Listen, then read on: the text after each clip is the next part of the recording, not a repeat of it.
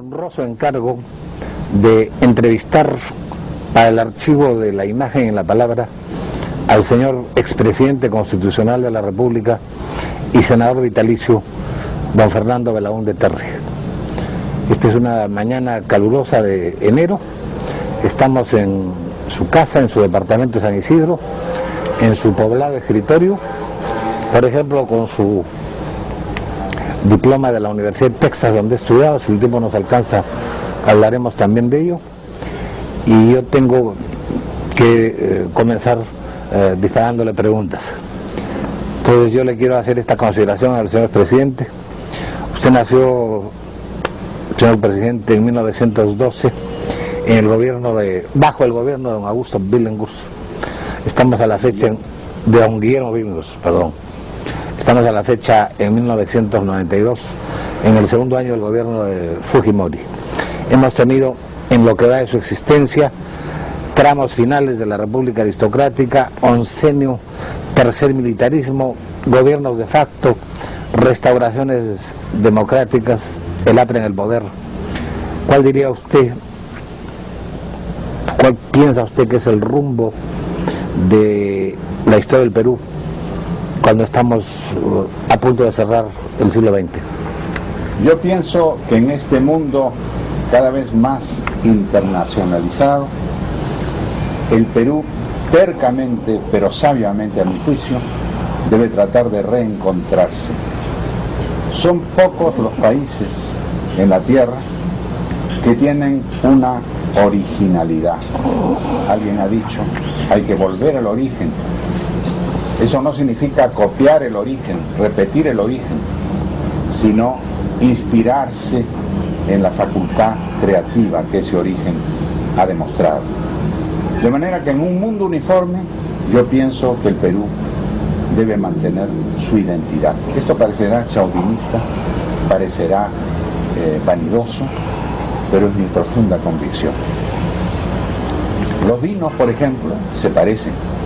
Hay vino Burdeos, vino Borgoña y otros, pero no son iguales.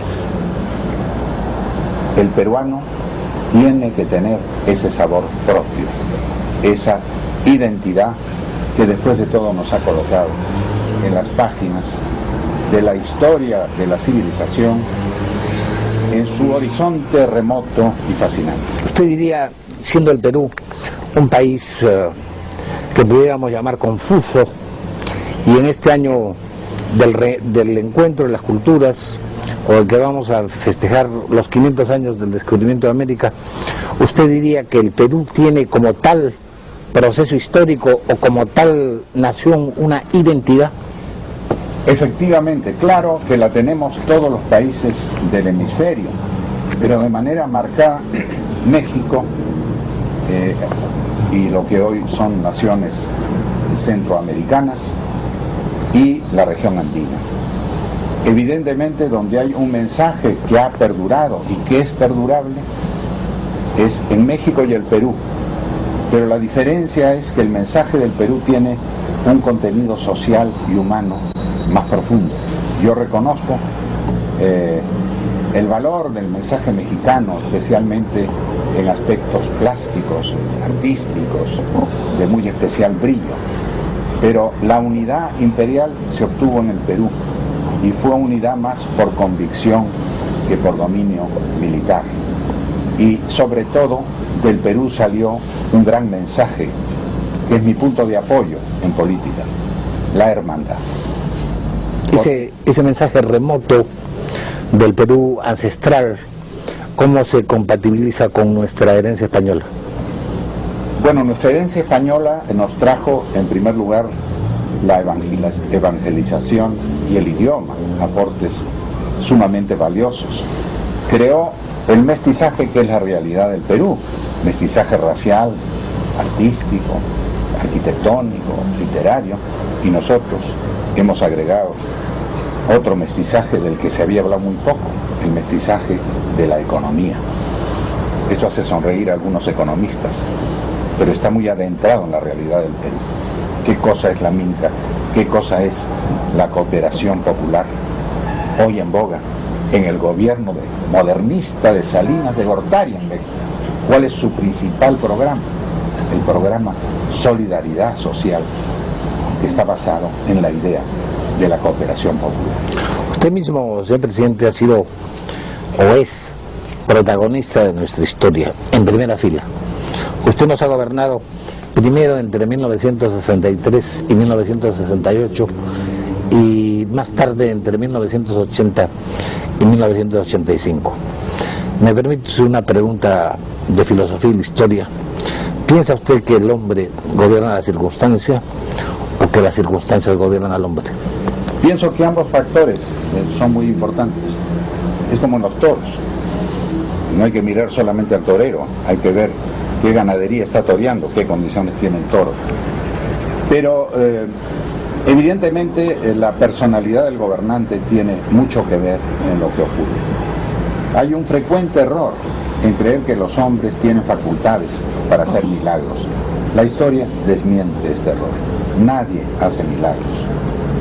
La labor de un gobernante es conducir al país en la mejor forma posible dentro de las circunstancias que prevalecen, que se pueden cambiar en parte, pero no totalmente. Por ejemplo, yo goberné una primera vez del 63 al 68. Cuidamos la hacienda pública, no endeudamos al Perú, a pesar de que construimos muchísimo. No incurrimos en una inflación en ese primer periodo. Exagerada. Cuando regresé, Exagerada. no incurrimos, era una inflación manejable. Cuando regresé en mi segundo gobierno en 1980, encontré un país endeudado hasta el cuello. Una deuda que era 12 veces mayor, eso está en los boletines del Banco de Reserva. ¿Endeudó? ¿Y en qué? En su mayor parte en deuda improductiva.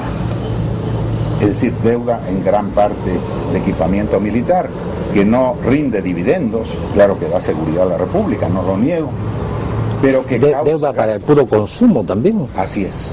Por ejemplo, entre las deudas que encontré en ese segundo gobierno, en que ya había una inflación del 70%, es lo que se ha olvidado la gente. La dictadura nos dejó una inflación del 70% anual.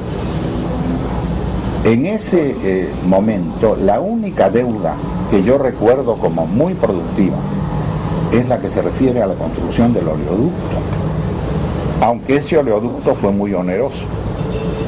Recordemos lo que dice Considine, el biógrafo del señor Hammer, citando textualmente las palabras de Hammer, en vida de Hammer, a quien yo conocí.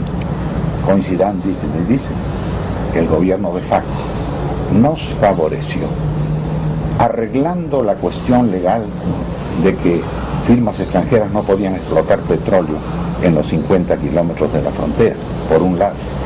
Y por otro, nos ahorró, dice, 300 millones de dólares, porque en vez de obligarnos a construir y financiar nosotros el oleoducto, lo hizo ese gobierno.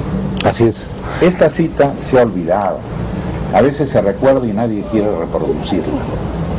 Esa es la realidad. Nuestro segundo gobierno fue un gobierno de sacrificio consciente, porque encontramos un país que no era el que habíamos dejado en aquellos tiempos en que en Punta del Este, en 1967, el Perú se colocó, creo yo, en el nivel que le corresponde. Acaba usted de hacer una relación que pudiéramos llamar dialéctica entre el hombre y la circunstancia, ¿no? Yo soy yo y mi circunstancia, dice Ortega. Y ha apelado usted, como es de su gusto, a la metáfora taurina, ¿no? El torero y el toro. El gran torero es el que manda al toro. Así es. El gran gobernante sería el que se impone a la circunstancia. Así es. Así es. Pero ¿qué cosa es imponerse a las circunstancias? Primero, mantener el orden constitucional, cosa que no pude hacer en mi primer gobierno, porque vino esa enorme farsa de la cuestión del petróleo. El error más grave en que ha incurrido el Perú. Muchos incurrieron en él de buena fe, otros de mala fe. Pero a raíz de nuestro acuerdo con la IPC en Talara, nosotros recuperamos los yacimientos, suelo y subsuelo, más los pozos, que eran del orden de algo más de 1.300, muchos de los cuales estaban aún operativos. Eso lo recuperamos sin gasto de ninguna clase para la nación. ¿Qué es lo que nosotros queríamos? Queríamos hacer la paz con el mundo petrolero, donde hay firmas sumamente poderosas, tanto en el orden técnico, lo que es fundamental, cuanto en el orden financiero. No era posible que los países vecinos, Ecuador, Colombia, Chile, Brasil, tuvieran relaciones óptimas sin excepción de ninguna clase con las empresas petroleras y que nosotros tuviéramos que satanizar a la más importante de ellas. Esas fueron las razones patrióticas que me llevaron a aquel acuerdo tan mal interpretado y que dio lugar al golpe de octubre. Pero ese golpe tuvo un corolario, el pago por debajo de la mesa a la IPC. ¿Pago por qué? Si yo había obtenido los yacimientos, suelo y subsuelo. Por una refinería vieja. Por una refinería que era una chatarra, en la que no se había puesto una tuerca nueva, y en la cual el propio gobierno de facto tuvo que invertir $20 millones, según su propia declaración, eso está en los diarios, y además dejó salir del país, del Banco de Reserva, $17 millones, asumió el lucro cesante, las obligaciones sociales de la IPC que representaban decenas de millones de dólares, y finalmente le pagó un cheque cuya copia llegó a mis manos, $22 millones, entregados por el gobierno americano a cuenta del gobierno peruano, con 20 millones de capital y 2 millones de intereses. Esa es la historia, pero continúa el problema. Sigue satanizada aquella empresa, y es por eso que esta empresa, cuyos hombres han cambiado, cuyos accionistas son ya otros, que tiene otro nombre, ahora se llama Exxon, puede trabajar en toda la redondez del planeta, inclusive en el Ecuador, mas no en el Perú. Eso se lo debemos a los autodenominados patriotas que interrumpieron el régimen constitucional el 3 de octubre de 1968. ¿Estaba usted, Fernando, predestinado para la presidencia? ¿Cuál fue, si me permite usted, el resorte íntimo que decidió su primera candidatura presidencial en 1956, cuando tenía usted nada más que 44 años o 43? Fue muy grande en usted el ascendiente de su padre, don Rafael Belaúnde, y a través de don Rafael, don Nicolás de Piérola influyó o influye en usted como inspiración y como ejemplo. Ve usted, quizá no se me crea esta afirmación, pero en mi candidatura yo fui el primer sorprendido. Como usted sabe, mis antecedentes políticos habían sido mi participación al Frente Democrático, el haber sido invitado por Bustamante y Rivero para ser diputado por Lima en la cuota que a él le correspondía, el haber tenido una actuación en beneficio de la vivienda, el urbanismo, etcétera, las cosas de mi especialidad, y en el orden profesional el haber tenido alguna influencia en mi profesión. Era director de una revista de arquitectura particular, era catedrático de un curso. ¿Y decano de...? No, eso fue después. Era catedrático entonces en la Universidad Católica y era arquitecto en ejercicio estrictamente privado. De manera que en esas condiciones, a los 33 años, me eligieron diputado por Lima. Tal vez se tomó algo en cuenta estos antecedentes. Yo tenía conocimiento de un aspecto de la actividad del país, no de todos. Tenía evidentemente muchas deficiencias. Posteriormente, con los antecedentes de ese episodio político, se me llamó para que fuera candidato, pero hay que recordar que yo no acepté la candidatura, que yo propuse viajar por el país, ver la reacción del país y recoger del país doctrina y programa. Ese es el hecho histórico que marca Acción Popular. En los otros movimientos, el catálogo de ideologías fue muy consultado. Siempre era lo que pasaba afuera, como ahora. Ahora como viene una era de liberalismo, ya se quiere eliminar todo lo que no sea estrictamente un liberalismo trans. Se quiere repetir acá lo que está pasando, por ejemplo, en la Unión Soviética. Claro que son hechos muy importantes, que tienen que tener su influencia. Pero no debemos olvidarnos nunca que el país se distinguió siempre en tener ideas y no en prestarse ideas. Antes del descubrimiento, como usted ha aludido a él, en Encuentro de Dos Mundos, nadie ayudó al país a alimentarse, a abastecerse. Sin embargo, tuvo ideas y dentro de un régimen no monetario logró abastecerse a plenitud, mucho mejor que hoy. Lo dicen no las palabras, los monumentos, las ruinas de los tambos que yo he visitado casi en su integridad. De manera pues que fue para mí una sorpresa mi candidatura. Pero este recorrido por el país, y recuerdo que en mi primera etapa en Arequipa, hablé de la Casa de los Chirinos, de una ventana. De la Casa de Augusto. Así es, de la puerta de la casa. Y después en la Plaza de Armas. Y esto fue creciendo, fuimos a Puno, a Tinta, donde me impresionó mucho la acción popular, a Urubamba, donde siempre que voy a una escuela que me impresionó todavía más, a Chincheros, donde se forjó esta pequeña oración que llamamos el Perú, el pueblo lo hizo. Es decir, me impresionó mucho todo lo que hacía el pueblo y lo que el gobierno no hacía.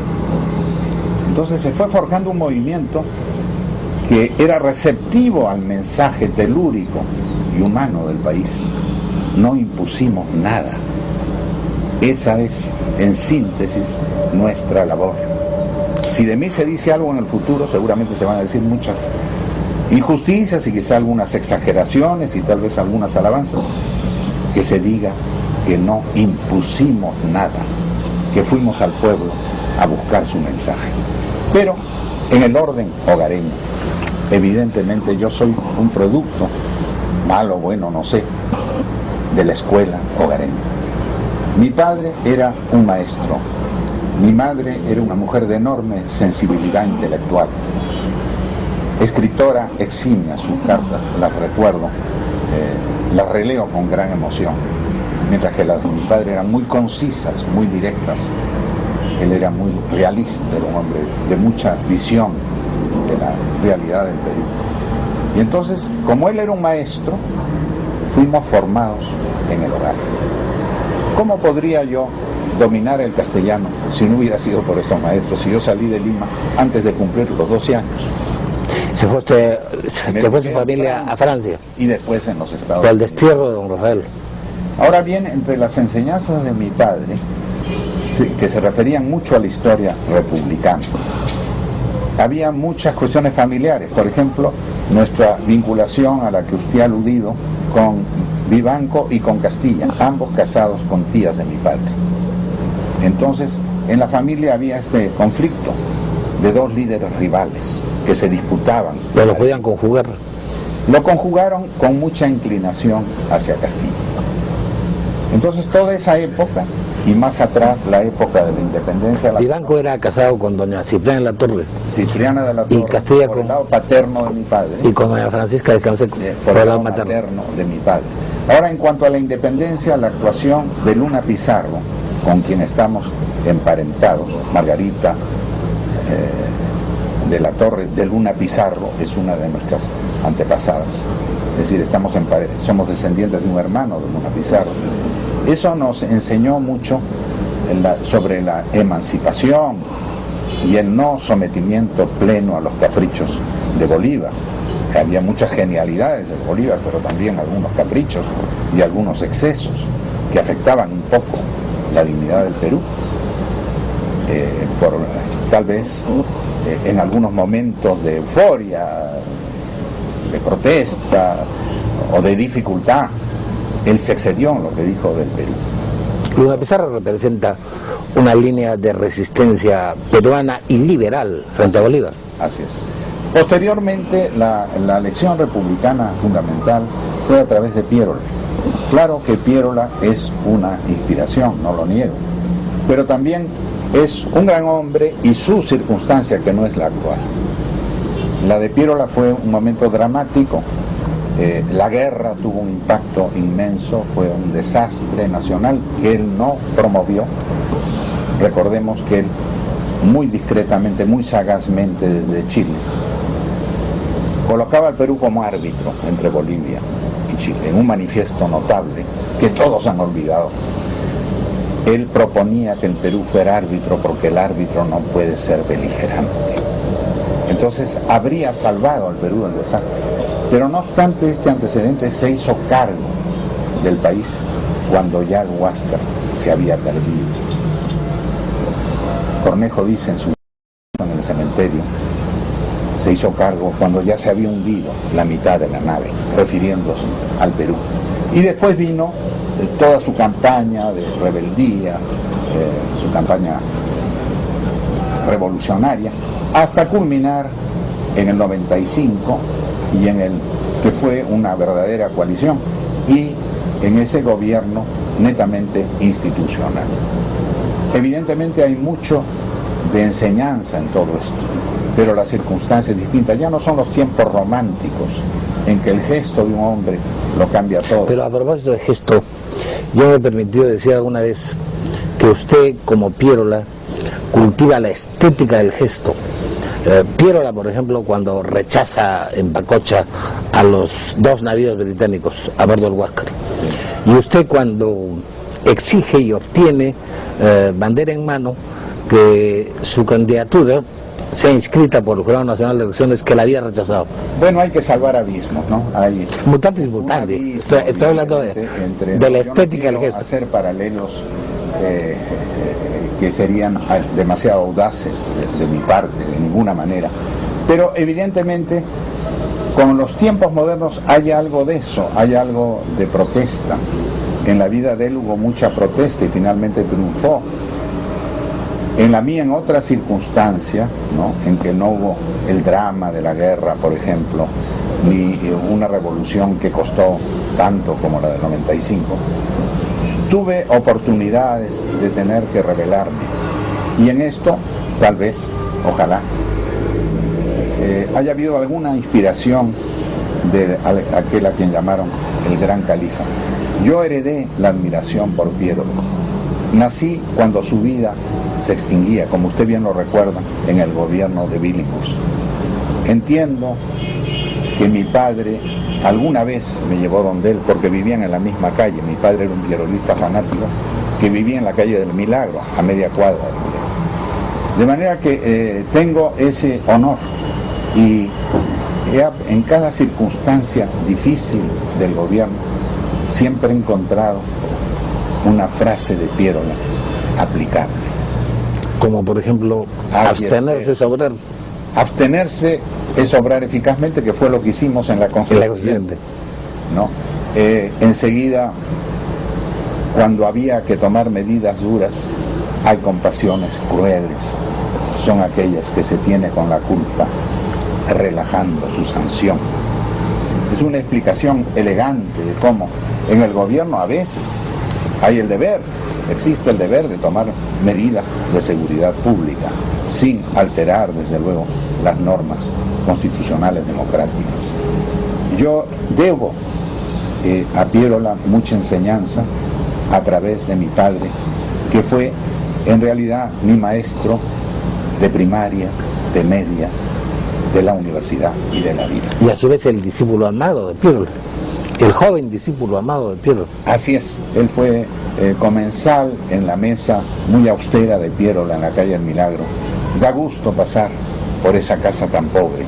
Alguna vez he subido para comprobar la austeridad de este gran estadista y ver la placa redactada por Gálvez.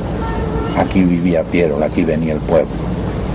En un sitio muy modesto, en la calle del Milagro. ¿A la vuelta del Congreso? A la vuelta del Congreso, entre el Palacio de Gobierno y el Palacio Legislativo, como un símbolo de un líder de la ley y de la constitucionalidad. A propósito del gobierno y de esa enseñanza que le deja aquella frase de Piérola, yo le quería preguntar, ¿qué es lo más difícil en el arte de gobernar? ¿qué es lo más penoso? ¿Qué es lo más grato en el arte del gobernador? Bueno, lo más difícil es tener que afrontar los problemas del país con grandes limitaciones económicas. Eso es verdad desde Billinghus, en que yo nací, hasta el actual presidente. Siempre limitaciones económicas. Ahora hay hombres fríos que pasan por el gobierno y esto les resbala. A nosotros nunca nos resbaló. Mi mujer y yo nos desvelábamos con algún revés que pudiera ocurrir. Un incendio en una barriada que dejara sin hogar a 20, 30 familias. El no poder acudir, por ejemplo, adecuadamente en un desastre, en un terremoto, con una ayuda efectiva. Esto es un gran problema. El tener que elevar tarifas. Para mí, lo más duro del gobierno era discutir con los ministros cuando me traían una resolución para cambiar el precio de la harina, por ejemplo, por cualquier circunstancia cambiaria, elevar el precio del pan. Estos son los grandes sinsabores cuando hay gente sensible en el gobierno. Su tío Víctor Andrés me decía alguna vez que hay un género de gobernantes tristes y un género de gobernantes gozosos que se relamen en el ejercicio del poder. ¿Usted en cuál de los dos géneros se clasificaría? Yo era triste en lo que se refiere a las necesidades insatisfechas, pero nuestra filosofía era y es de gran alegría, porque se basa en la minca, es decir, en la costumbre de los peruanos que trabajaban y aún trabajan en algunos sitios cantando. También le he preguntado qué es lo más grato en el gobierno. Bueno, lo más grato en el gobierno es poder construir, poder realizar, ¿no? Poner en servicio obras de riego, por ejemplo, abrir caminos. Eso es muy agradable. En la tarea gubernativa toma una buena parte de la rutina diaria, lo que se puede hacer. Por ejemplo, nosotros nos enorgullecemos de que en el orden hidráulico, me refiero a la gran obra hidráulica moderna, con una financiación internacional, con una tecnología óptima. Comienza en realidad con Leguía en la irrigación del Imperial y con Sutton. Y son 10 obras. Imperial, Poecho, San Lorenzo, Pinajones, Gallito Ciego, Choclococha, todas las de Arequipa, Paña, Guada Blanca, Condoroma. De esas 10 obras, nosotros hemos hecho 5. Es un proceso de 65 años hasta que yo... ¿En sus dos gobiernos? No, en los dos gobiernos, efectivamente. El primer gobierno es Tinajones, el segundo gobierno es Condoroma, el primer gobierno es Paña, es Aguada Blanca, ¿no? En realidad, y en el segundo gobierno es Gallito Ciego en su mayor parte. De manera que de un proceso de 65 años, en que hemos gobernado 10, o sea, el 15% del tiempo, hemos hecho el 50% de la obra. Y en cuanto a la industria eléctrica, como servicio público, no como descubrimiento, comienza en realidad con Cáceres, hace 100 años antes de mi segundo gobierno. Hemos gobernado el 10% del tiempo y hemos instalado el 62% del fluido del Estado. No es el momento de hacer un inventario, pero lo puedo hacer de memoria. Está en el peruano. Entonces, esta es la realidad. No fuimos al gobierno a quejarnos, o a hablar, o a disfrutar de honores, sino a crear el chispazo de la fuerza motriz, que significa un horizonte para el trabajador y para la cultura del país, y aumentar el río. La obra física de su gobierno, como alguna vez se le llamó con intención peyorativa, sí. ¿Usted siente que esa obra física que usted emprendió, que usted comenzó en su primer gobierno, entonces fue interrumpida y solo se prosiguió en su segundo gobierno? No, el gobierno militar fue muy largo, fueron 12 años, ¿no? Y como le he dicho, le acabo de citar el oleoducto, es una obra que yo reconozco. Pero en la obra pública, evidentemente se continuó. Por ejemplo, nosotros empezamos el Mantaro y ellos continuaron el Mantaro. Nosotros construimos la represa de Tablachaca y los primeros kilómetros del túnel y comenzamos la central. Ellos la terminaron, pero después nosotros completamos el 1.000.000 de kilovatios con la central de Restitución, ¿no? Entonces usted ve, la obra pública es una continuidad. Yo no soy partidario de personalizar la obra pública, porque es una continuidad, es un esfuerzo del contribuyente. Hay obras que el país acaricia desde tiempo atrás, ejemplo, Olmos, todavía no se ha hecho. Pero no se puede decir que tenga un nombre propio. Se sabe que Leguía pensó en eso, que Sutton pensó en eso e inició trabajos. Pero cuando se termine, sabe Dios quién pondrá la última piedra. Es una obra nacional. Yo creo que el secreto de los gobernantes es continuar lo que encuentren en marcha, evidentemente lo que esté bien encaminado. Es por eso que en mi primer gobierno instruí al Instituto de Planificación para realizar por primera vez el inventario de proyectos nacionales. Porque en el Perú a veces la misma obra se estudia 1, 2 y hasta 10 veces, con gastos inmensos, por ignorancia de trabajos anteriores. Y en mi segundo gobierno, ya con la cibernética, la computación, perfeccionamos aquel inventario. Ojalá no lo hayan destruido. El otro día conversaba con un ministro de Estado sobre algún proyecto y le dije, llame usted a Planificación y dígale que del inventario le den toda la información sobre este proyecto. Hay que seguir adelante. Esto de que cada gobierno empieza un capítulo, que no hay una continuidad, no es la realidad. Los primeros tiempos de un gobierno son el empalme con el anterior y los últimos tiempos son la preparación para el gobierno siguiente. Hay que tener una noción de que el sacrificio del contribuyente tiene que ser respetado, que no se puede tirar por la borda todo esfuerzo anterior. Para un gobernante eminentemente constructor como usted, y el país se lo reconoce, usted que como profesional hizo la Facultad de Arquitectura en la Universidad de Ingeniería, editó usted la revista El Arquitecto Peruano, que como diputado... Ahí está la colección.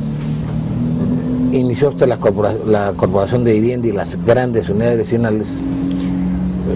En un estilo como el suyo, el drama o la alternativa dramática del gobernante no consistiría en tener que elegir entre hacer obra pública y desatar la inflación.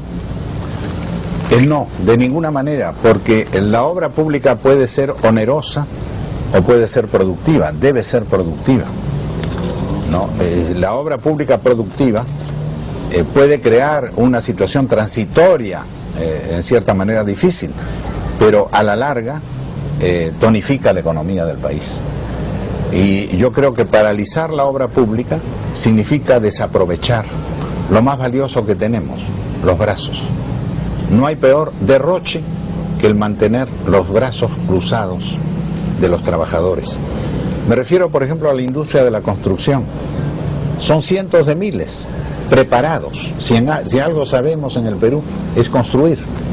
Aquí tenemos la prueba, en San Isidro. Si hubiéramos venido aquí en mi niñez a una torre para mirar esto, habríamos visto algodonales. Aquí tenemos una inmensa ciudad que entonces tenía 200.000 habitantes y ahora tiene con el Callao 7 millones de habitantes.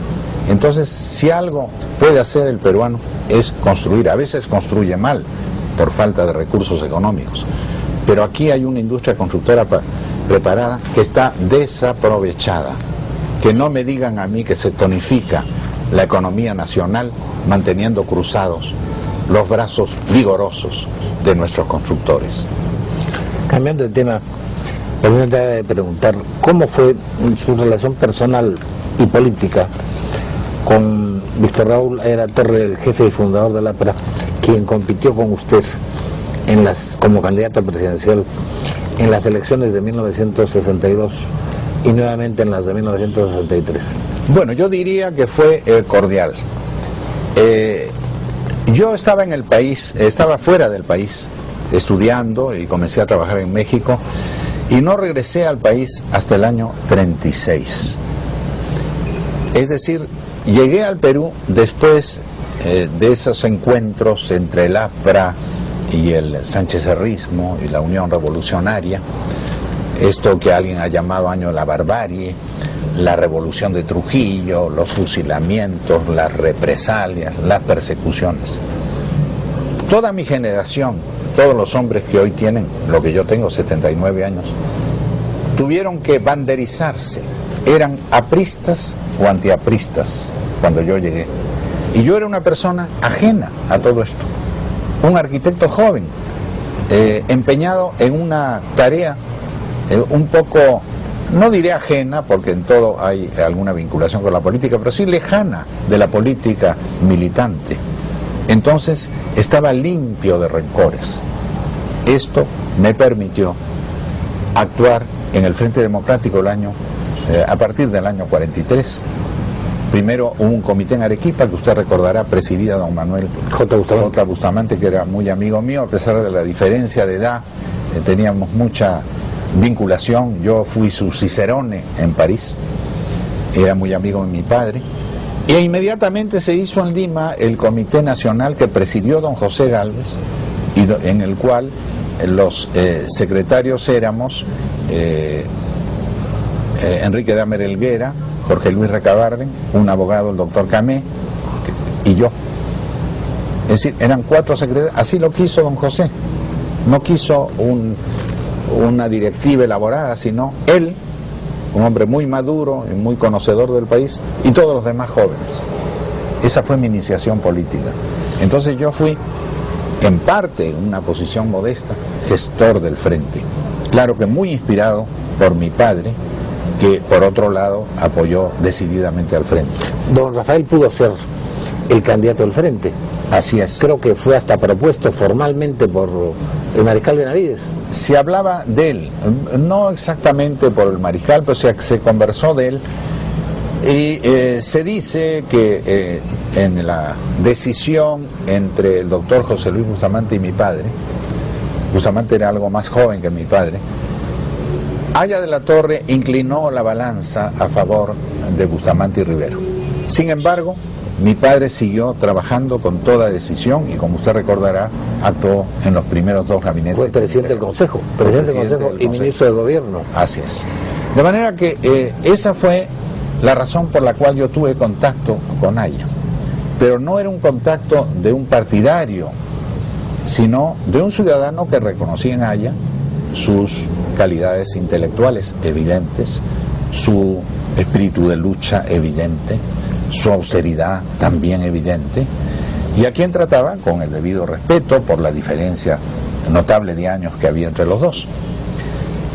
Tuvimos reuniones cordiales, pero en un momento dado, cuando los asuntos de la ley de imprenta, vino un problema en el cual él, un poco suelto de lengua, después de todo era un gran expositor, lanzó unos tiros que nos afectaban a los del Frente Democrático, grupo parlamentario que entonces yo presidía, los que no éramos apristas dentro del Frente Democrático.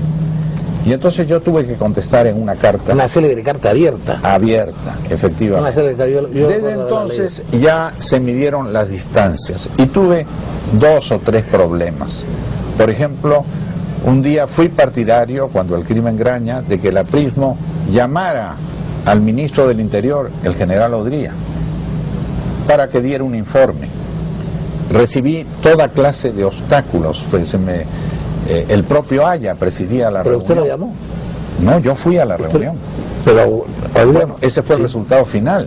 Yo les expliqué que habiendo, con razón o sin ella, la sindicación del APRA como participante en este crimen, les correspondía a ellos demostrar que no tenían temor a una investigación.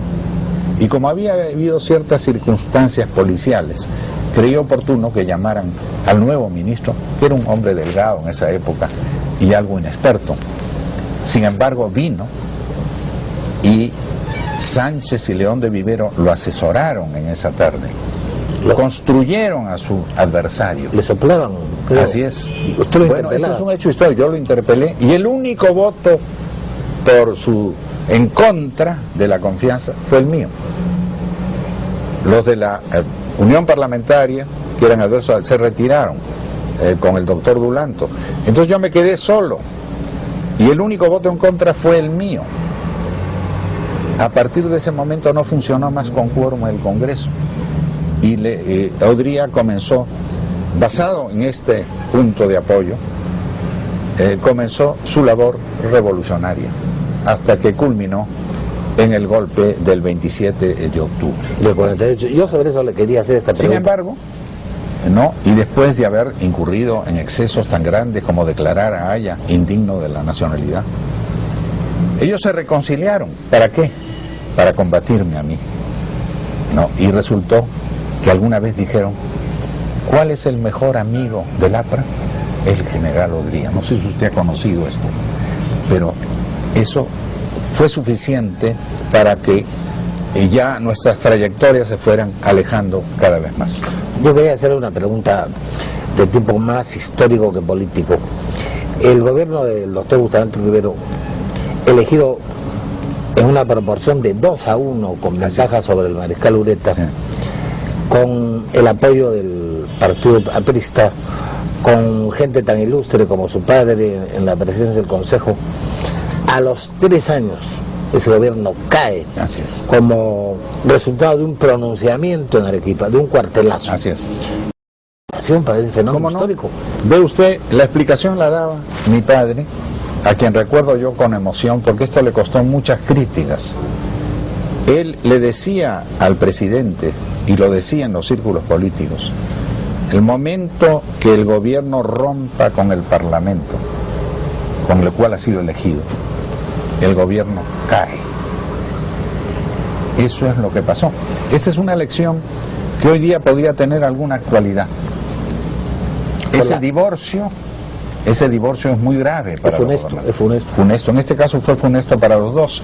En el caso de Billinghurst no. En el caso de Billinghurst fue funesto para él, y sobrevivió el Congreso, que inclusive eligió un presidente provisorio. La historia se repite. Alguien dice, pero lo cierto es que sus lecciones no se aprovechan. ¿También cree usted que fue funesto para usted en su primer gobierno no contar con mayoría parlamentaria? Bueno, fue una circunstancia, lo que usted ha notado. Y yo me encontré con esa situación. El toro se colaba por la izquierda y por la derecha. No había mayoría parlamentaria, pero era una realidad. Nunca se me ocurrió disolver el Parlamento. ¿Recibió usted consejos en ese sentido? Alguna vez tuve consejos castrenses muy apreciables, de gente que me dijo, cuando usted ordene, señor presidente. Porque hubo un momento de incidente, usted recordará el incidente cuando fue elegido presidente Becerra de la Flor en el Senado y no se le reconoció y se hizo una segunda elección. Fue escamoteada su elección. Fue escamoteada. Entonces, en ese momento, aún así, yo no accedí. Yo llevé mi cruz, porque después de todo, llevar la cruz, si bien es muy duro, muy difícil, es una reafirmación de fe. ¿Tuvo usted la tentación del golpe de Estado? No. ¿Fue usted invitado a un golpe de Estado? Fui invitado, pero no acepté la invitación. Y después salí, como usted sabe, al destierro, un largo destierro, que podría titular de académico. Y yo le preguntaba por esa relación, la relación como candidatos rivales de usted con Haya en 2 oportunidades célebres, 62 y 63. Bueno, fue una relación interesante, ¿no? Yo nunca ataqué a mis adversarios en forma hiriente, nunca. A veces usé la ironía, que a ellos los afectaba. Recuerdo que alguna vez dije yo en una manifestación sobre ellos, que estaban concurriendo a grandes ceremonias sociales en Palacio, de etiqueta, de frac, etcétera, con determinados momentos en el gobierno de Prado. Dije yo, se pasaron 30 años cantando la Marsellesa para acabar restaurando la corte de Versalles. Esto naturalmente cayó muy mal, me mandaron algunos mensajes, porque siempre he tenido entre ellos también algunas amistades que han sobrevivido a los vaivenes políticos. Pero en fin, fue una cosa, ese tipo de armas, la ironía, y ellos fueron conmigo, bueno, me atacaban muy duramente, e inclusive tuvimos algunos encuentros violentos de tipo callejero. A partir del 56, de la candidatura suya, cuando el APRA vota por el doctor Manuel Prado, se puede decir, hablando fríamente, ¿no?, que hay una especie de excursión hacia la derecha del Partido Aprista, que se repite cuando se coaliga con Odría para que en el Parlamento hubiera una mayoría adversa al gobierno de usted. Así es. Usted mientras tanto se diría que en esa etapa Acción Popular estaba situada a la izquierda del APRA, pero usted nunca ha querido aceptar esa denominación de derecha ni de izquierda. Siempre lo he precisado muy claramente, porque nuestra posición política, que es discutida por algunos, hay quienes, por ejemplo, no se han dado el trabajo de informarse o de meditar. Nosotros sintetizamos nuestra doctrina en la frase "el Perú como doctrina", lo que no quiere decir que todo venga del pasado de ninguna manera. Aquello que es perdurable viene del pasado. Hermandad, por ejemplo, la ley de hermandad. Hermandad es una palabra que reúne en un solo vocablo los tres de la Revolución Francesa, porque libertad, fraternidad, igualdad y fraternidad. Entonces, hermandad es sinónimo de fraternidad, ahí va uno. Y en la fraternidad hay igualdad, y no hay fraternidad sin libertad. Entonces, allí está sintetizado, porque el Perú tuvo un gran sentido de síntesis, anticipándose siglos a lo que iba a ser, en fin, el lema de la Revolución Francesa. Y en cuanto al código moral, los tres mandamientos de no robarás, no mentirás, no serás perezoso, que nosotros, parafraseando la literatura de la Revolución Francesa, sintetizamos en las palabras honestidad, veracidad, laboriosidad, son síntesis del decálogo, porque en el no robarás, por ejemplo, está no robarás la vida, no robarás la honra. Hay tres mandamientos ahí. El de honestidad tiene muchísima amplitud, de manera, la fraternidad, honrarás padre y madre, eso está en la hermandad. No hay hermandad sin paternidad, sin maternidad. Entonces, el Perú tiene una maravillosa capacidad de síntesis. Nosotros queremos seguir apoyándonos en esa piedra angular. Y en cuanto al programa, lo denominamos la conquista del Perú por los peruanos. Porque el Perú ha sido conquistado muchas veces. Usted no ha sido, pero no necesariamente por los peruanos. No solamente ha sido gobernante en dos periodos. Usted ha sido líder de la oposición entre 1952 y 1962, con gestos aparatosos que inclusive alguna vez lo condujeron al frontón. Así es. También ha sido usted líder de la oposición en ausencia, desde el destierro. Así es. A partir del golpe de 1968. Y hoy mismo usted y su partido, si no están en la oposición, no sé si están en una actitud de perfecta independencia frente al gobierno del señor Fujimori. Yo le preguntaría, ¿cómo definiría usted los límites y las responsabilidades de la oposición frente a un gobierno de facto y en otras circunstancias frente a gobiernos democráticos? Bueno, frente a gobierno de facto, intransigencia. Frente a gobierno legal, tenacidad y persuasión. ¿Qué es lo que corresponde ahora? El gobierno actual es legal. Estamos en total desacuerdo en muchísimas cosas. El pleito entre el Poder Ejecutivo y el Parlamento es un disparate. No conduce a nada. Debilita el edificio constitucional del Perú, en el cual estamos todos, inclusive el propio presidente de la República. De manera que es un suicidio. No quisiera llamarlo un harakiri. Dígame usted, la geografía, presidente, ha inspirado su acción de gobernante. Esto lo sabemos todos, lo hemos los peruanos bebido de sus labios. Si la historia es, como se ha dicho, geografía en acción, ¿no es la nuestra una de las más difíciles geografías del planeta? ¿No puede resultar el reto de nuestra geografía superior a nuestra propia capacidad de respuesta según la dialéctica toynbiniana del reto y la respuesta? Evidentemente, si alguien ha dicho, la historia pasa, la geografía queda. El ambiente físico, el ambiente telúrico, de suelo, subsuelo, paisaje, es permanente, tiene algunas variaciones por razones también telúricas y en alguna medida por razones humanas, pero el ambiente físico es una horma fundamental en para delinear la fisonomía del país. Hay que respetarlo y hay que inspirarse en él. Pero la historia no puede ser desdeñable, porque la historia tiene grandes lecciones. Se dice que la historia se repite. Bueno, entonces hay que tener a la historia muy presente.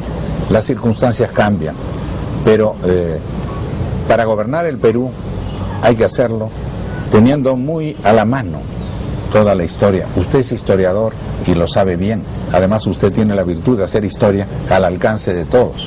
Muchas gracias. No se trata de catálogos, de hechos fríos y monótonos, sino de una interpretación, una cierta filosofía de la historia que Porras objetaba tanto. Él decía que no había sino historia, que no había sino hechos, ¿no?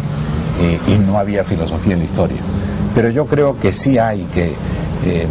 la historia hay que contarla interpretando un poco los hechos, porque si no el historiador sería un simple cronista, y yo creo que es más que eso. En su filosofía, en la filosofía que usted ha predicado y que ha recordado usted en esta conversación, el Perú como doctrina, la conquista del Perú por los peruanos, según el título de uno de sus libros, ¿qué hay de válido para los peruanos de hoy, para los jóvenes de hoy, a quien quisiera que se dirija a usted de una manera especial, y para los problemas que hoy confronta el país? Todo. Problemas como la crisis económica o como el terrorismo. Todo, ve usted, porque la hermandad lo dice todo. En realidad, las fuerzas políticas se pueden dividir en mayor o menor proporción en dos partes: los que practican una idea de solidaridad social, o sea, de hermandad, y los que tienen un reclamo, y podría decir yo, los que alientan alguna protesta o algún resentimiento. Entonces, esas son dos clientelas políticas. En algunos lugares domina la una o la otra. Nosotros apelamos a la solidaridad social. Ese es el significado de la hermandad. Vallejo no se limita a decir hay muchísimo que hacer. No habría poesía ni mensaje en la frase. Dice hay hermanos, muchísimo que hacer. De manera que ahí está dando el camino. Lo que se va a hacer debe hacerse por la solidaridad, no por la discordia. Por la hermandad, como usted mismo ha dicho. Me gustaría hablar un poco, puesto que no podemos escaparnos de los problemas del mundo. Sin embargo, me parece muy interesante esta dialéctica que ve usted entre quienes se mueven por un sentimiento de solidaridad y quienes se guían por un resentimiento, ¿no? Gracias. Esa es quizá una alternativa más válida que la lucha de clases. Yo quisiera hablar un poco del mundo. Ya he recordado que usted nació en 1912. Este año cumple usted 80, gloriosos 80 años. En octubre todavía hay algunos meses por delante. Nació usted 2 años antes de la Primera Guerra Mundial. Así es. Hemos vivido la experiencia de esa guerra, de la Guerra Mundial que empezó el 39, del fascismo, del nazismo, del crack del 29, del New Deal de Roosevelt que usted siguió de cerca, de la Guerra Fría, de la caída del muro de Berlín, del final del marxismo-leninismo. Estamos en un mundo post-marxista, no sé si más liberal de lo que a usted le gusta. ¿Cómo imagina usted el futuro próximo del planeta? Bueno, ve usted, esta evolución evidentemente afecta a todo el mundo, ¿no? Hay una tendencia global que yo no niego, pero que, como lo he manifestado, no debe afectar la identidad de los que tienen identidad. Hay quienes no tienen una entidad muy firme, hay territorios y hay países donde hay superpuestas muchas culturas, ese es el caso andino. Esta no es una cuestión de vanidad nacional ni de chauvinismo, simplemente una realidad. Entonces yo acepto que las cuestiones mundiales hoy tienen tal vez más influencia que antes. Pero lo fundamental en este siglo, los dos grandes errores de este siglo, son el fascismo con su derivación al nazismo, o sea, el totalitarismo conservador, y por otro lado, el totalitarismo comunista. Esas son las dos grandes preocupaciones que en realidad han estado definiendo la política en casi todos los países, inclusive en el nuestro. Nosotros en Acción Popular no somos ni una ni otra cosa. Fuimos combatidos por los militares. ¿Por qué no llegamos al gobierno? Lo impidió el gobierno del dictador Odría. ¿Por qué salimos del gobierno que habíamos alcanzado legítimamente? Porque fuimos destituidos por un golpe militar. Y en cuanto al comunismo, desde los inicios de mi partido y en plazas como las del Cusco y las de Puno, yo he sostenido una tesis adversa, sobre todo a la lucha de clases.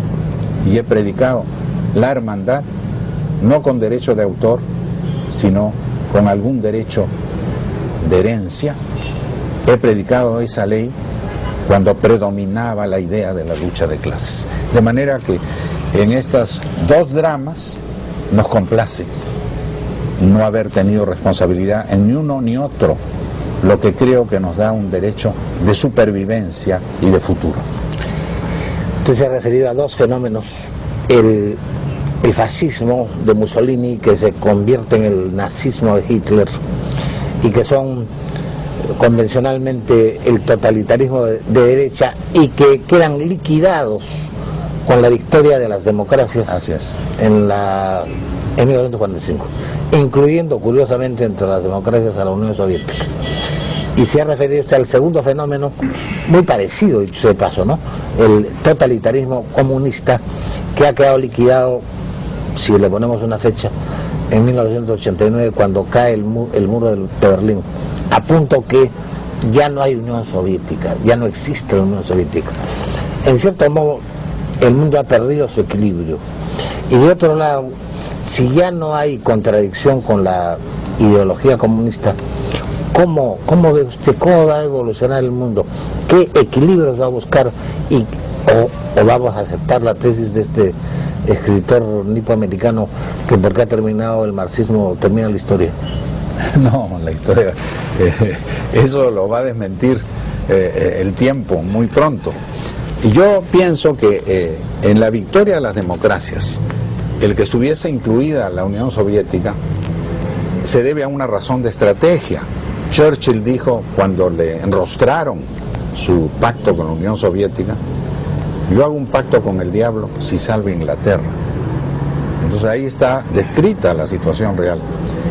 Y en la guerra, evidentemente, la defensa muy honrosa de los rusos, de los soviéticos, de su territorio, los levantó muchísimo. Han vivido de ese prestigio durante mucho tiempo, porque todos hemos respetado. Respetamos a quien defiende legítimamente su propio suelo, pero ellos, ese prestigio en el cual tuvo mucho que ver la participación bélica de Estados Unidos y de otras potencias, ellos lo utilizaron para reforzar su mensaje ideológico, el cual se ha deshecho, se ha diluido, ha desaparecido como una tableta de Alka-Seltzer, se ha deshecho por su ineficacia, porque no ha logrado en la paz la felicidad del pueblo. Los soviéticos se han dado cuenta, yo estuve ahí hace 2 años, que viven peor que cualquier país de Europa. Entonces se preguntan por qué el sistema no funciona. Eso es lo que ha ocurrido. Ahora, claro está que surge una sola gran potencia, los Estados Unidos. No creo que esto sea muy favorable. porque debe haber siempre un contrapeso, un equilibrio. Y yo juzgo que tal vez las naciones europeas, que tienen una enorme recuperación económica, puedan ser un cierto contrapeso. Y también puede ocurrir que en el Asia, el Japón, que es una gran potencia económica, también lo pueda hacer. Pero ojalá no pase de ser un equilibrio que no ponga en peligro la paz mundial y que no lleve a una acción suicida. A propósito de eso, hay una iniciativa, una propuesta del presidente Bush para lo que se está llamando la Zona Libre de las Américas, que sería una especie de mercado común desde Alaska hasta la Tierra del Fuego para contrapesar a la Europa de los 12. También se habla de una nueva dimensión que sería la cuenca del Pacífico, a la que nosotros pertenecemos, donde están el Japón, donde están los tigres del sudeste asiático y donde empiezan a asomar los que ya se llaman jaguares de América Latina, Colombia, México, Chile. ¿Cómo ve usted este proceso? ¿Dónde cree usted que el Perú se va a insertar? Bueno, yo pienso que la idea de un mercado libre a la larga es beneficiosa, pero su aplicación plantea muchísimos problemas, muchas dificultades, lo estamos viendo aún en el grupo andino. Evidentemente a la postre es una idea que va a prosperar y en la cual la tesis del mercado, el mercado para lograr resultados industriales aceptables, puede ser en cierta manera un poco perjudicial para estos países pequeños que tienen mercados muy pequeños y distancias muy grandes que recorrer. De manera que nos pueden poner completamente fuera de combate en muchísimos campos, como ya existe. Las posibilidades de la cuenca del Pacífico son realmente alentadoras. Si volvemos al pasado en la historia, el Mediterráneo, por ejemplo, fue el gran centro civilizador. ¿Por qué? Porque era un río que se dominaba con la fuerza humana, con los músculos, con el remo y con las fuerzas de la naturaleza, la fuerza eólica. Entonces eso permitió, por esa escala, por esas proporciones geográficas, que allí floreciera la civilización. Y eso fue lo que se trajo a América, porque en realidad nosotros tenemos no solo una conexión hispana, sino fundamentalmente mediterránea. Italia, por ejemplo, tiene una influencia enorme en la fisonomía de estos países latinoamericanos, ha tenido aportes extraordinarios. Realmente, con el descubrimiento de América y más tarde con el vapor, el Atlántico tomó el comando y surgieron los Estados Unidos.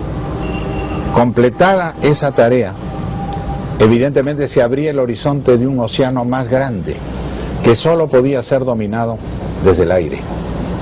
El Pacífico ya no es solo para navegación, que es lenta, son grandes distancias, sino que la conquista del aire tiene mucho que ver en el auge de la cuenca del Pacífico y fundamentalmente la conquista del espacio. Ahora ya la conquista del espacio nos abre un horizonte global sumamente atractivo. Entonces tenemos estas etapas: Mediterráneo, Mare Nostrum. Desde un mar interior, sí, pasamos al océano Atlántico y ahora desembocamos en el Pacífico. Así es, que ya no es Mare Nostrum tal vez por obra del Perú, porque con la exigencia peruana que dio lugar a alguna ironía y alguna incredulidad en el gobierno de Bustamante y Rivero de las 200 millas, se consolidó la soberanía marítima en servicio no de las grandes potencias, sino de los distintos países. Entonces ya el Pacífico no es un Mare Nostrum, como lo sería de las grandes potencias si sus límites estuvieran a 3 millas, o sea, a la vista de la costa. Yo creo que ahí hay un aporte peruano a la política internacional sumamente destacado, que ha dado lugar a que las Naciones Unidas en cierta manera lo adopten, aunque parcialmente, pero aporte en el cual Perú, Chile y más tarde Ecuador tuvieron mucho que hacer. Algo tendríamos que aportar a la vida internacional. Tal vez ese aporte que yo llamo la revolución azul sea el más importante. Usted como presidente en 2 oportunidades, en 2 periodos, usted ha tenido la dirección de la política exterior, dirección que compete al presidente de la República de acuerdo a mandato expreso de la Constitución. Atribución que todavía tiene el presidente de la República y que espero que no se le recorte en estas escaramuzas entre el Poder Legislativo y el Poder Ejecutivo. ¿Usted cómo cree, cómo ha sido la política exterior en sus 2 administraciones y cómo cree usted que debe ser hoy la política exterior del Perú? Bueno, ha sido, a mi juicio, satisfactoria. En el primer gobierno, nuestra presencia en Punta del Este lo define todo. ¿Cuál fue el planteamiento del Perú allí? Fue un planteamiento doméstico, como en algunos casos de países cafetaleros que defendían el precio del café, o estrictamente azucareros o bananeros. No. El Perú no defendió su caso, y esto no fue un error ni un olvido. Defendió la causa del desarrollo continental. Y es por eso que nunca tuvimos problema. Inclusive nuestra relación con el presidente del Ecuador de entonces, Otto Arosemena, y el ministro de Relaciones, el poeta Carrera Andrade, fue óptima. Fuimos tan amigos que Otto Arosemena, ya desaparecido, se dio el trabajo de tomar un tren para venir a visitarme a Long Island cuando yo estaba pasando un verano ahí en el destierro. Es decir, fue óptima la relación, no tuvimos ningún problema. No tengo que lamentar nada de ese primer gobierno. En mi segundo gobierno seguimos con ese planteamiento, es decir, sintetizado en estos 3 puntos. Primero, integración hidrovial y energética, es decir, integración de las vías acuáticas con las vías terrestres, interconexión energética. Una moneda común, que es lo que seguimos persiguiendo, no necesariamente excluyente de la moneda local, el peso andino fue lo que la llamamos. Y, en tercer lugar, el tránsito libre. Es decir, nosotros debemos transitar en Latinoamérica sin visa y sin pasaporte. Y si fuera necesario, sin cambiar dinero, como ocurre en los Estados Unidos. Y en Europa occidental. Ahí están muy bien precisados nuestros puntos de vista. Ahora bien, en nuestro segundo gobierno tuvimos un incidente no provocado. Casi un conflicto. Casi no fue un conflicto porque no quisimos que fuera un conflicto, pero fue una provocación. No es el caso, y públicamente yo no me estoy refiriendo a esto porque considero que no es oportuno hacerlo, pero en realidad el incidente de Falso Paquilla implicó un engaño al mundo. El traer el nombre de una población ecuatoriana que todos reconocemos como tal en el río Nangariza, el traer eso al Perú y hacer esta invasión de toponimias, tenía por objeto, cuando nosotros recuperáramos, como lo hicimos, aquellas poblaciones, aquellos lugares, porque no eran poblaciones, que se dijera que habíamos invadido. Pero cuando inventamos el vocablo Falso Paquilla, se derrumbó todo ese atentado internacional. Y por eso salimos airosos. Yo me felicito de que en nuestros 2 gobiernos, 2 quinquenios, una década, se haya mantenido al tope la bandera de la integración, con sinceridad y con ideas muy claras. Y me felicito de que hayamos resistido a cualquier provocación, porque creo que nada es más honroso para un presidente que entregar intocado todo el territorio nacional, no disminuido en 1 milímetro cuadrado. Eso es lo que me tocó hacer en mis 2 gobiernos. Y cuando un embajador vino a verme, un embajador de los Estados Unidos, que era país garante, a comenzar a discutir asuntos limítrofes, yo le dije, ¿cree usted que yo he pretendido y he logrado la presidencia para disminuir el territorio de mi país en 1 pulgada cuadrada. Eso fue definitivo. Nosotros sintetizamos nuestro pensamiento en este sentido. Nosotros defendemos lo propio sin pretender arrebatar lo ajeno. Esa es una fórmula que ha valido para usted y que ha de valer para cualquier presidente del Perú, ¿no es verdad? Nadie sube a la presidencia para ceder el territorio nacional. Pero desgraciadamente tenemos varios presidentes que, infortunadamente, hay circunstancias tristes. No podemos echarles la culpa en todos los casos, puede ser que en algunos sí la tengan, que nuestro mapa se ha reducido. La historia del Perú es la destrucción de lo que fue este país en el pasado. Echemos un vistazo al mapa de Raimondi, que es de hace algo más de 100 años, y veremos lo que era el Perú y lo que es ahora. Razón para no ceder un ápice que pueda significar la reducción o la pérdida de lo propio. Yo le quería por eso preguntar, sin hacer política, ¿no?, que no tiene sentido, ¿cómo va a poder buscarse una solución a este problema con el Ecuador? Si el Perú solo puede aceptar una solución dentro del protocolo de Río de Janeiro y el Ecuador busca una solución fuera del protocolo de Río de Janeiro, esas posiciones, esa divergencia es susceptible de concordancia.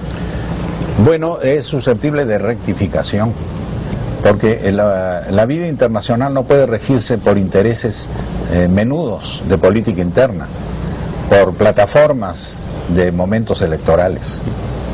El protocolo de Río tiene un artículo 6º que abre la puerta a la solución de cualquier duda o divergencia que pudiera ocurrir. De manera que ese solo artículo, los demás también lo ratifican, pero ese solo artículo le da una alta jerarquía internacional. Desaprovechar el protocolo significa desaprovechar ese artículo, es decir, cerrar la puerta de un arreglo honroso. Y por otro lado, hay otros artículos que permiten mutuas concesiones. Dentro de ese terreno, yo creo que se pueden resolver los problemas.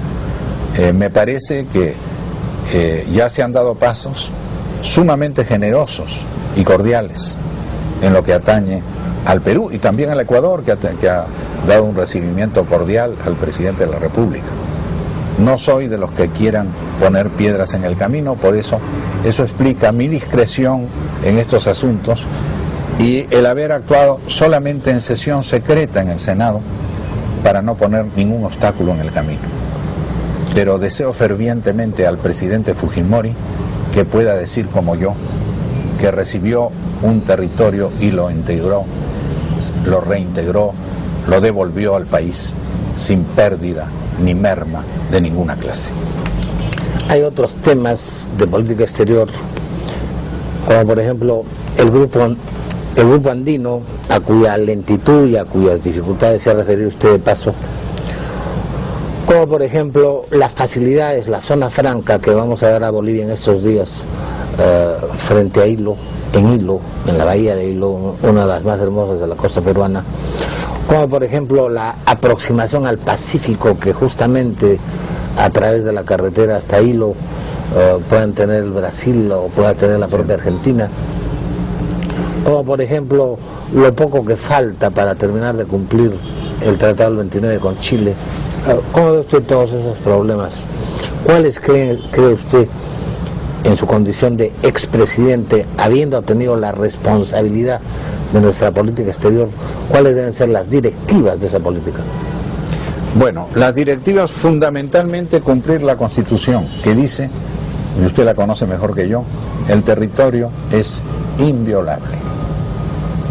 Inviolable, desde luego, por los propios ciudadanos y inviolable sobre todo por cualquier ciudadano extranjero o cualquier país exterior. Este principio es el que hay que mantener. Pero todo lo que sea integración, facilidades, que generalmente tienen carácter mutuo, que tiene su correspondencia en el otro país, eso hay que estimularlo. Por eso hablo de la integración hidrovial y energética. Se ha hablado, por ejemplo, de conectar la corriente eléctrica ecuatoriana con el Perú. Perfecto, ya se ha hecho en Bolivia, en el caso de Yunguyo. Este continente sudamericano debe ser interconectado como el Norteamérica, como los Estados Unidos y el Canadá, que están íntegramente interconectados en un espacio muy grande. Esto es de beneficio para todos. Hay que hacerse mutuas concesiones, pero respetando la soberanía de nuestro país, como nosotros respetamos la de otros países. Usted siempre ha sido muy cuidadoso del principio de no intervención, ¿no? Usted nunca ha querido mezclarse en pleitos sí. Ajenos, ideológicos o de otra clase, ¿no? Así es. Señor presidente, está muy claro que Lapra ha sobrevivido ahí en la torre. La prueba es que Alan García llegó al poder muerto ahí en la torre. Parece muy claro que un partido tan ideológico como el Partido Popular Cristiano también sobrevive. Hay, sin embargo, y se lo digo no haciendo mía la afirmación, hay quienes creen que Acción Popular, que el populismo, el axiopopulismo, es fundamentalmente velaundismo. ¿Usted cree que su partido va a sobrevivirlo? Tengo la convicción de que va a sobrevivirme, porque nos ha antecedido. El populismo no soy yo soy tal vez un conductor del movimiento, un intérprete del movimiento. El populismo está en el pueblo. Allí donde se reúne el pueblo a hacer un trabajo para el bien común, está haciendo populismo. Allí donde la comunidad cante para recoger su cosecho, para sembrar, allí está el populismo. ¿No le parece poético? ¿No le parece eso poético? Lo poético tiene mucha importancia en política. En el fondo se recuerda mucho más lo poético. ¿Usted qué recuerda de Churchill? Sangre, sudor y lágrimas. Lucharemos en las playas, lucharemos en los cerros, lucharemos en las casas. Nunca nos rendiremos. Ahí naturalmente hay poesía. Dígame usted, señor presidente, para terminar, ¿usted quisiera decir algunas palabras muy especiales sobre nuestra crisis económica, sobre la amenaza del terrorismo, y algunas palabras muy especiales que usted quiera cursar a los jóvenes peruanos? Bueno, ve usted, sobre el terrorismo, yo creo que es la plaga mayor que ha tenido el Perú. Es peor que una invasión extranjera, y en eso hemos tenido experiencias, porque los daños que hacen los peruanos a los puentes, al oleoducto, a las líneas eléctricas, es exactamente lo que haría un ejército invasor. Y de hacerlo un ejército invasor, sería fusilado en el sitio el responsable. El haber volado la tubería de Winco, que es una de las grandes centrales que nosotros contribuimos a construir, la construimos en su mayor parte, porque inauguré yo la primera y la segunda etapa. El haber volado una tubería que trae agua de marca Pomacocha, del Mantaro, es un crimen de lesa patria. Y eso en un momento en que todo el sustento ideológico de esa clase de acciones, o sea, la exportación de revolución, está en liquidación en el mundo. El propio Fidel Castro lo ha dicho en La Habana, que ya no va a exportar revoluciones. Es decir, que ya no va a interferir, que ya no va a sabotear, que ya no va a estimular el crimen en otros países. Enhorabuena. Pero esto sería mejor que lo dijera desde su casa particular y no desde la sede de un gobierno. Yo creo que la juventud peruana tiene que ser muy severa con el terrorismo, que es fruto, primero, de la ignorancia, de la equivocación ideológica, y en segundo término, de la conspiración en el delito de narcotráfico. Acuñé la frase narcoterrorismo, nadie me creyó. Creyeron que era una cosa de defensa política, pero el narcoterrorismo está ya probado, y muy brevemente tendrá el mundo los archivos de las policías secretas de distintos países, espero que de la de Cuba también, y verá cómo hemos sido víctimas de una conspiración internacional. El Perú, que debía ser santuario de paz, ha sido teatro de un conflicto foráneo, ajeno completamente a sus propios intereses y tradiciones. Erradiquemos, pues, el terrorismo, que es la peor plaga que ha ocurrido en el Perú. Le agradezco mucho al señor presidente de la República, don Fernando Belaúnde Terry, esta amable, cordialísima y, pudiéramos decir, histórica, porque es para la historia, entrevista que nos ha concedido. Lo hago en nombre propio y creo que me atrevería a decir también que en nombre del Banco Continental del Perú.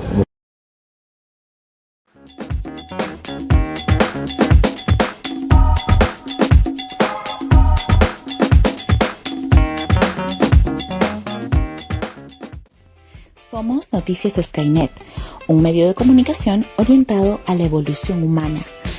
Desarrollamos y comunicamos temas científicos, tecnológicos, sociales, culturales, políticos y deportivos. Utilizamos IA, que nos permite estar conectados con ustedes a través de nuestra red informativa de evolución. Noticias Skynet. Trasciende.